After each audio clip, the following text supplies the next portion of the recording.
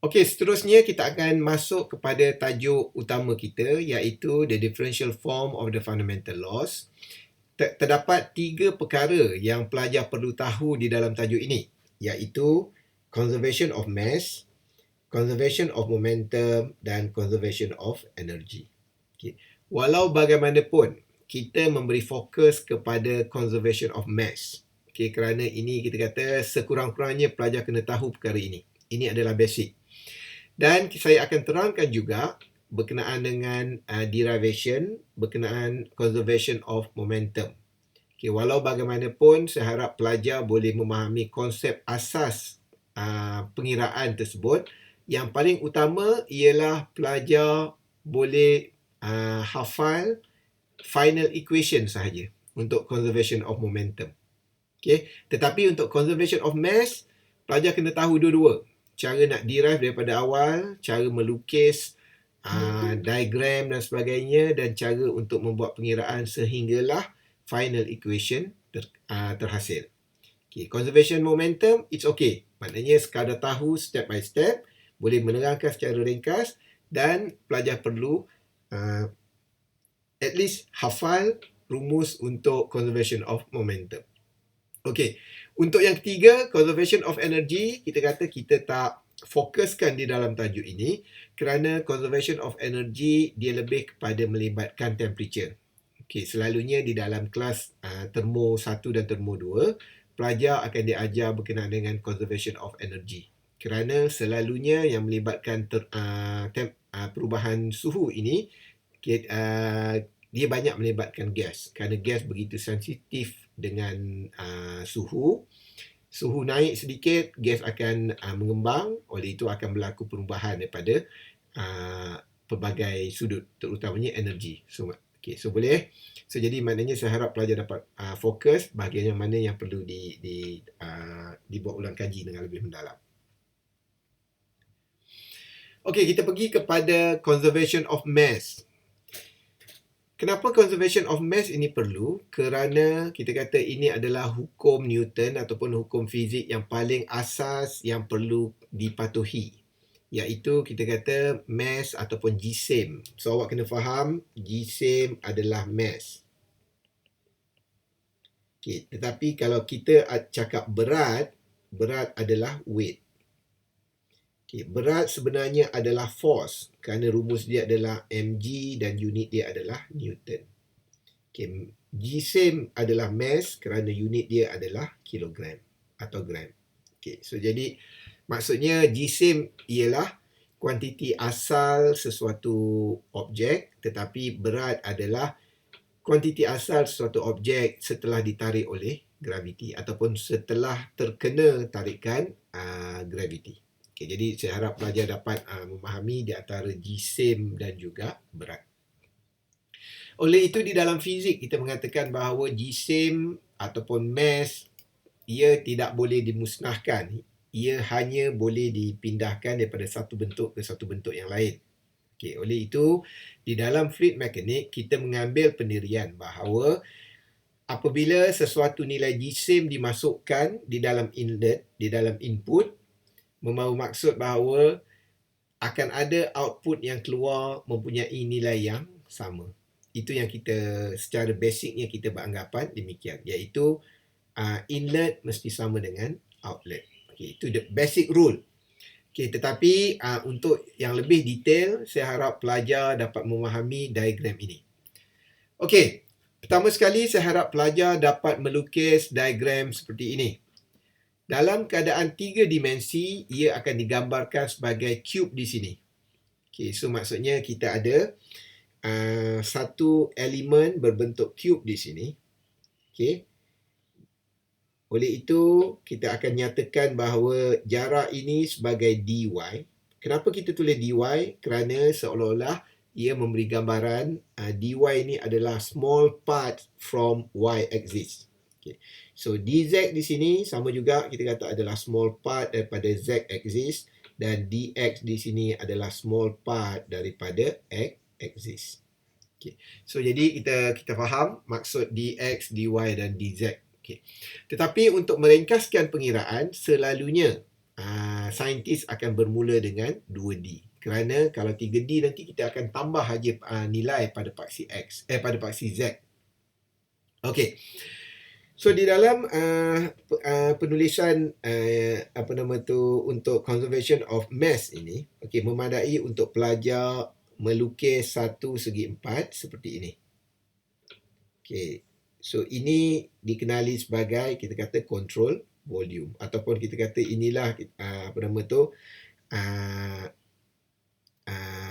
ruang lingkup yang kita akan bahaskan untuk menghasilkan sesuatu equation. Oleh itu kita beranggapan bahawa untuk memudahkan pengiraan, kita akan mengira berdasarkan paksi. Oleh itu kita anggaplah ada satu inlet pada paksi X dan satu inlet pada paksi Y. Dan kalau kita ada inlet, kita kena ada outlet. So kita akan ada satu outlet di sini dan kita ada satu lagi outlet untuk paksi Y. Okey, so kemudian kita ingin memulakan pengiraan atau memulakan derivation. Kita lihat kepada tajuk kita adalah pengiraan conservation of mass. Okay, kita tahu mass adalah kilogram. Okay. Tetapi kita kata apabila sesuatu mass itu, macam mana dia nak masuk ke dalam molekul, ke dalam area yang kita ada, control volume yang kita ada, tentulah ia bergerak dengan certain speed. Dia bergerak dengan kelajuan yang tertentu. Oleh itu di dalam fluid mekanik kita akan menggunakan mass flow rate di dalam pengiraan kita. Okay, kerana kalau kita menggunakan mass, kita kata dia sesuai untuk tajuk solid ataupun dynamic. Okay, itu mass. Kerana dia adalah mass sesuatu objek. Tetapi apabila mass itu bergerak, kita kata di dalam fluid mekanik kita akan menggunakan mass flow rate. Okay. So rumus mass flow rate ini saya rasa para pelajar telah belajar dalam fluid mekanik 1. Kita akan tulis sebagai m dot dan rumusnya adalah rho, A dan V. Okey, unit dia apa? Unit dia adalah kilogram per second. Okay, sesuai dengan namanya mass flow rate. So maksudnya mass adalah kilogram dan rate adalah second. Maksudnya berapa kilogram yang dialirkan masuk di dalam satu saat. Okay, so saya harap pelajar dapat ingat rumus ini untuk permulaan pengiraan kita. Okey, kemudian kita cuba belajar untuk menulis apakah equation untuk mass flow rate pada inlet. Okey, so jadi caranya mudah. Kita fokus kepada rumus asal kita iaitu rho darab A dan darab V. So rho di sini adalah ketumpatan. Oleh itu kita tulis rho. Okey, kita fokus kepada equation ini. Okey, so kemudian kita akan menulis V. Okey. V ni apa? V adalah had laju. Oleh itu, sekiranya untuk X di sini, had lajunya ialah U. So, jadi kita darab rho darab U. Okay, kat mana kita tahu U ni, kita boleh tengok pada previous note tadi yang saya terangkan, koordinat, Cartesian coordinate dan juga polar coordinate. Had laju yang selari pada paksi X ataupun had laju untuk X komponen adalah U. So kita tulis U. Dan A di sini, kita kata A di sini adalah cross sectional area. So cross sectional area kalau kita lihat di sini, ia ditulis sebagai dy dz. So di mana maksud dy dz? dy adalah tinggi ini, seperti yang kita lihat di sini, ini adalah dy dan dz adalah jarak ini. Okay, so jadi dy dz adalah cross sectional area untuk area ini. So dia samalah, dua ni akan mempunyai dy dz yang sama. Okay. Oleh itu untuk paksi y di sini kita pun boleh menulis sebagai rho V iaitu had laju komponen velocity pada paksi Y dan kita darabkan dengan dx dz. So dx dz yang mana? Dx dz kalau kita tengok di sini ini adalah dx dan ini adalah dz. Oleh itu dx dz adalah cross sectional area pada bahagian ini. Okay, so yang ini saya harap awak dapat faham. Okey. Okey, so kemudian kita akan melihat cara penulisan equation untuk outlet pula. So kita fokus kepada outlet di sini. Okey. So jadi di sini kita faham bahawa daripada rumus rho u dy dz, kita dapati bahawa parameter yang tidak berubah, okey, maknanya yang tidak akan berubah adalah dy dz. Kenapa dia tidak berubah? Kerana dy dz adalah cross sectional area. Oleh itu, dengan beranggapan bahawa kontrol volume yang kita ada di sini sebenarnya tidak berubah-ubah, maksudnya inlet dan outlet dia sama je. Molekul dia adalah bentuk fix, kita anggap, dan oleh itu inlet dan outlet dia adalah sama. Ya, ada apa-apa, Nick?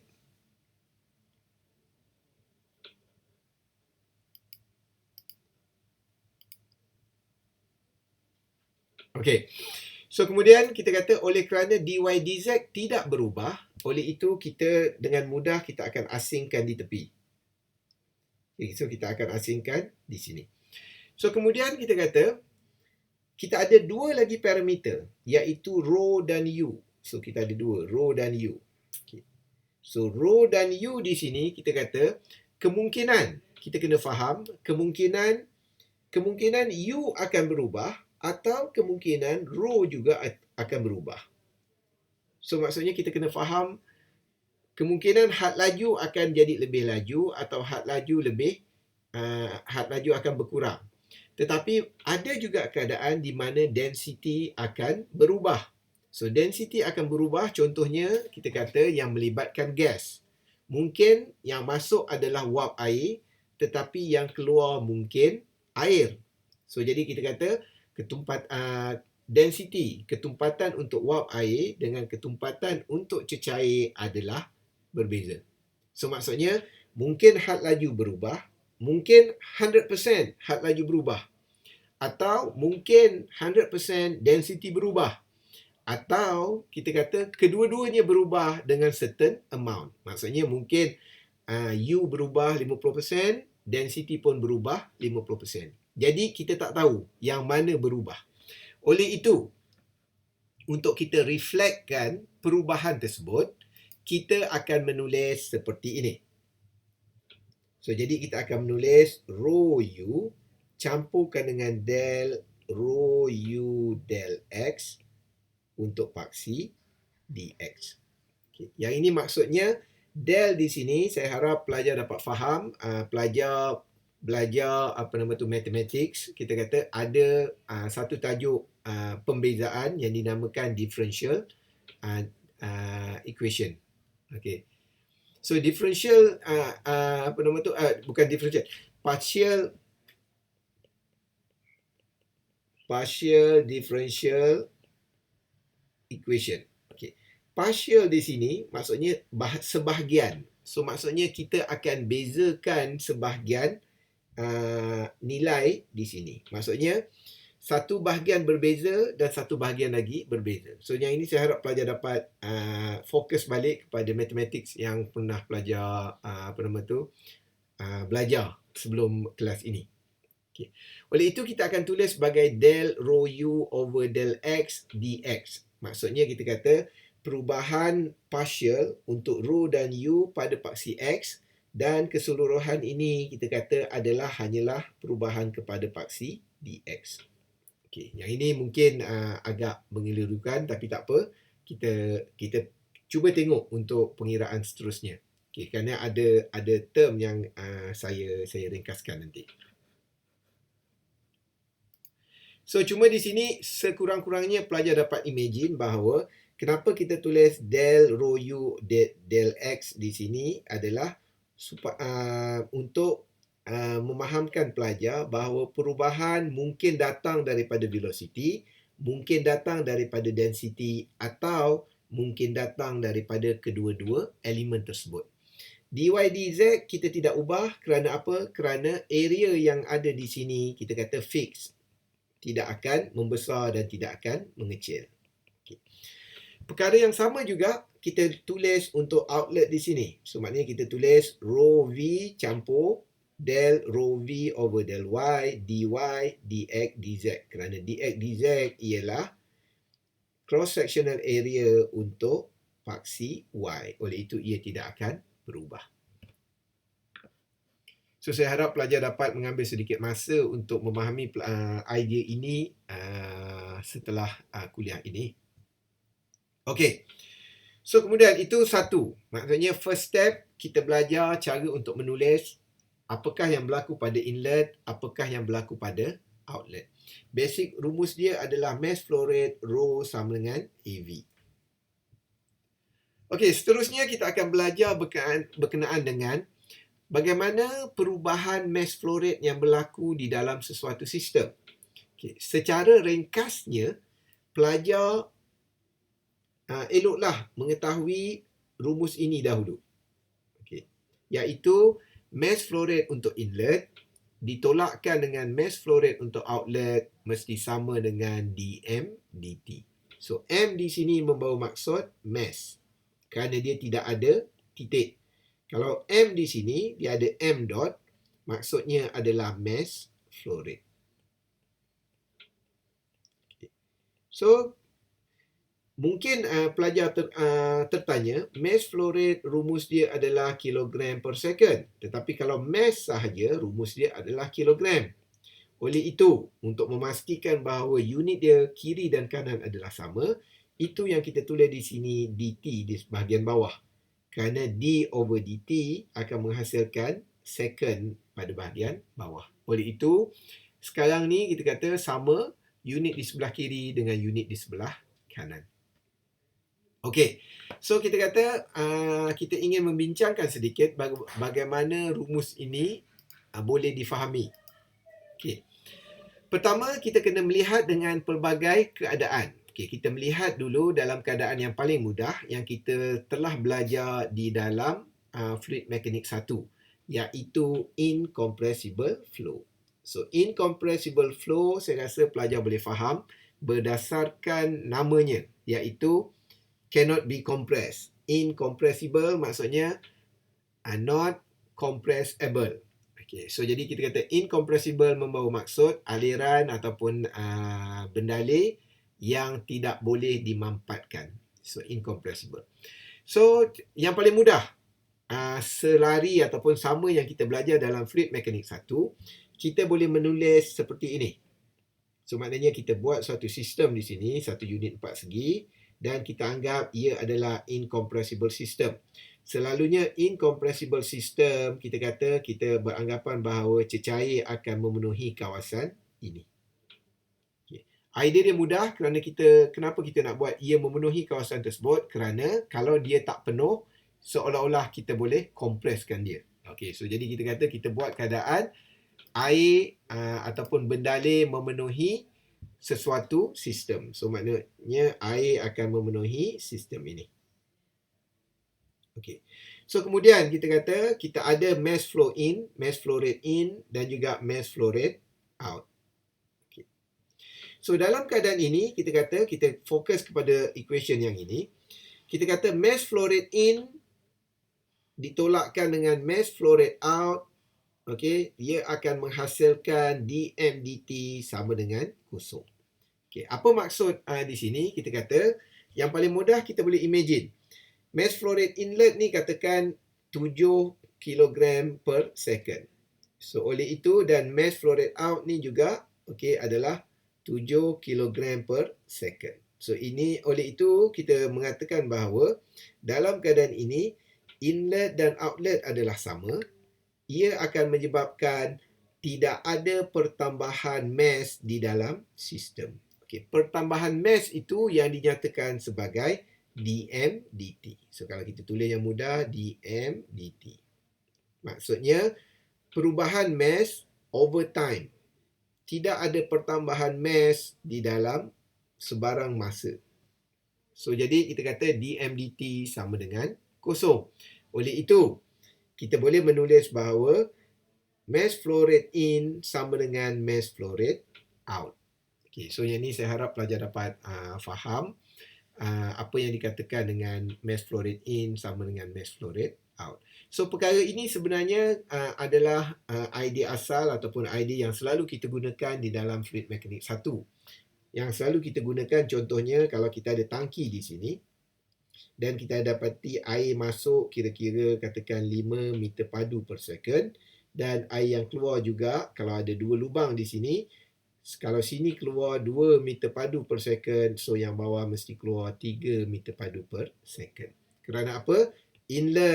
Total inlet mesti sama dengan total outlet.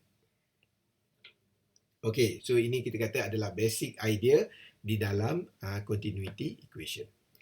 Dan perkara ini juga kita telah belajar di dalam fluid mekanik 1. Okey, seterusnya kita pergi lagi dalam keadaan iaitu incompressible juga, maksudnya dalam keadaan cecair yang tidak boleh dimampatkan tetapi mempunyai sedikit perbezaan, iaitu apa? Iaitu kita kata air tersebut tidak memenuhi keseluruhan ruang. So jadi di sini kita kata kalau kita nak buat contoh yang paling mudah, katakan air masuk adalah 7 kilogram per second. Tetapi kita dapati bahawa lubang pada outlet di sini agak kecil menyebabkan air keluar hanya 3 kilogram per second. So jadi inlet dan outlet tidak sama. Kita kata boleh tak perkara ini berlaku? Kita kata secara realitinya boleh saja kalau kita kata lubang masuk ni besar tetapi lubang outlet ni kecil. Tentulah kita kata yang masuk boleh banyak, yang keluar akan sedikit. Tetapi secara aktualnya kita akan dapati berlaku pertambahan mass di dalam sistem. Maksudnya di dalam tangki ini akan berlaku pertambahan 4 kilogram per second. Kerana apa? Inlet 7 kilogram. Oleh itu, dalam setiap saat 3 kilogram akan dikeluarkan tetapi 4 kilogram akan tetap disimpan di dalam sistem. Oleh itu, dalam keadaan ini, walaupun kita menggunakan air iaitu incompressible fluid, kita tidak boleh menulis inlet sama dengan outlet. So jadi kita tulis macam mana? Kita tulis inlet di sini,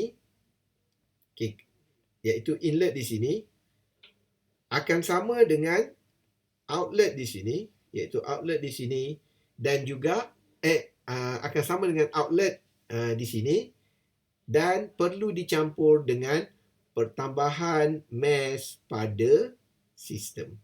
Oleh itu kita menulis sebagai dm dt. Okey, jadi oleh itu daripada equation ini kita rearrange equation, kita akan dapat m dot in tolak m dot out akan sama dengan dm dt. Okey, yang ini yang saya harap pelajar dapat faham. Okey, ini adalah keadaan di mana kita menggunakan incompressible fluid tetapi di dalam dua keadaan yang berbeza. Okey, seterusnya kita akan melihat satu lagi keadaan iaitu kita menggunakan compressible flow.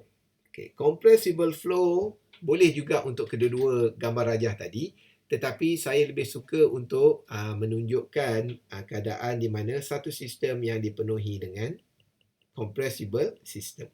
Okey, selalunya compressible system ini pelajar kena menggunakan contoh gas. Kerana gas adalah satu elemen yang mudah untuk dimampatkan. Kalau cecair kita beranggapan bahawa ia tidak boleh dimampatkan. Jadi kita kata mass flow rate inlet akan sama dengan mass flow rate outlet kecuali ia mempunyai ruang kosong seperti ini. Okay. So kalau gas, ia boleh. Gas akan memenuhi ruang tetapi gas boleh berubah-ubah. Okey, so jadi di sini kita kata ada kemungkinan gas yang dimasukkan adalah 7 kg per second tetapi gas yang keluar adalah 3 kg per second. So 4 kg per second sebenarnya akan bertambah di dalam sistem ini. Okey, so kemudian kita kata jadi kita kata macam mana dia bertambah sedangkan ia telah penuh di sini.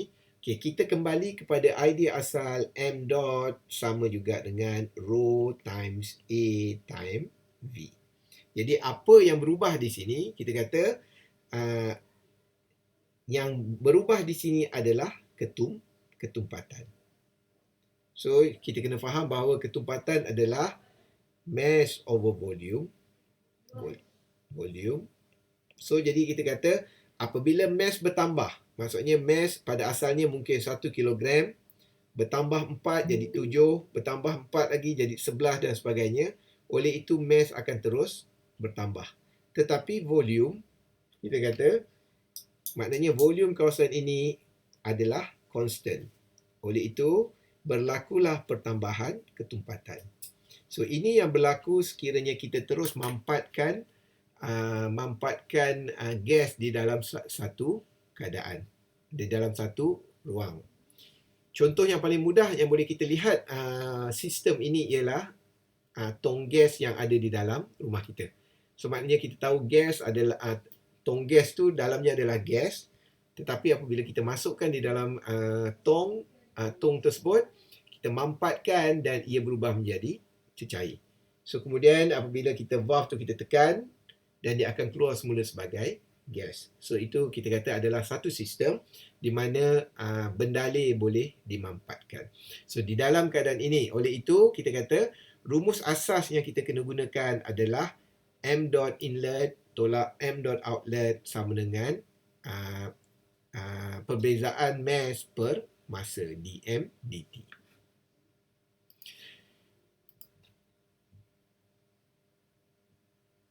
Okey. Kita kembali kepada permasalahan kita yang asal tadi. So, kita ada satu elemen seperti ini, 4 segi. Kita telah faham bagaimana inlet dan outlet ditulis. Kemudian apa yang perlu kita buat? Kita perlu melengkapkan perkara ini. So, jadi apa yang perlu kita lengkapkan ialah mass flow rate inlet apa? So, kita ambil nilai ini, rho u dy dz, campurkan dengan rho v dx dz. Kerana ini adalah total mass flow rate inlet. So, jadi kita dua ini kita kata adalah inlet. So, kemudian mass flow rate outlet. So, ini adalah mass flow rate outlet. So, kita ambil nilai mass flow rate outlet di sini. Dan ini adalah mass flow rate outlet. So, kita masukkan di sini sebagai mass flow rate outlet. Kemudian, kita kena lengkapkan nilai dm dt, iaitu changes of mass along the time. Perubahan mass di dalam masa. So, jadi kita tengok rumus dia. Rumus dia adalah dm dt. So, macam mana kita nak tahu dm dia? M, mass. Okay, jadi kita menggunakan idea.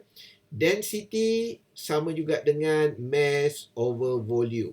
Ini adalah rumus yang paling common di dalam fluid mekanik. Oleh itu, kita boleh rearrange equation ini menjadi mass sama juga dengan rho didarabkan dengan volume. So, tanda ini adalah tanda volume.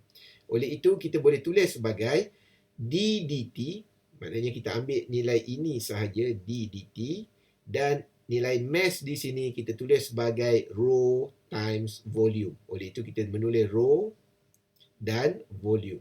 So, volume apa? Volume adalah isi padu, dan kalau kita melihat cube yang kita ada di sini, okay, bagaimana untuk mencari isi padu cube tersebut? So, kita darabkan dx, darabkan dengan dy, dan didarabkan dengan dz. So, jadi kita dapatlah isi padu. Oleh itu, kita boleh menulis dm dt sebagai ini. d dt, rho, dx, dy, dan dz. Okey, seterusnya kita cuba menyelesaikan masalah. So, jadi apa yang pelajar perlu buat ialah pelajar diharap boleh menyelesaikan equation ini di rumah. Mudah sahaja. Kalau kita tengok di sini, kita boleh dapat nilai rho u di sini darabkan dengan dy dz. Dia akan mempunyai tanda negatif. So, dia akan cancel out dengan rho u dy dz yang ini. So, saya harap pelajar boleh menyelesaikan rumus ini di rumah. Dan kita boleh selesaikan, kita boleh dapat nilai ini. So, setelah kita mendapat nilai ini, kita kata, sekiranya nilai pada paksi Z perlu kita ambil kira, maksudnya kita mengira secara 3-dimensional. Oleh itu, kita tambah sahaja di sini nilai D del rho W over del Z. Ini adalah nilai pada paksi Z. Yang lain adalah sama. Okay. So kemudian kita kata kita cuba menyelesaikan. Sebab kalau kita tengok di sini dia ada del rho V, del rho U, del rho V, del rho W. So ini adalah partial differential. So jadi selalunya kita akan ubah menjadi, yang ini saya rasa pelajar boleh faham kalau katakan del rho U over del X. So kita seolah-olah kita kamerkan satu persatu, iaitu katakan kita fixkan nilai rho, kita buat del U del X, campurkan dengan fixkan nilai U, kita tulis del rho over del X.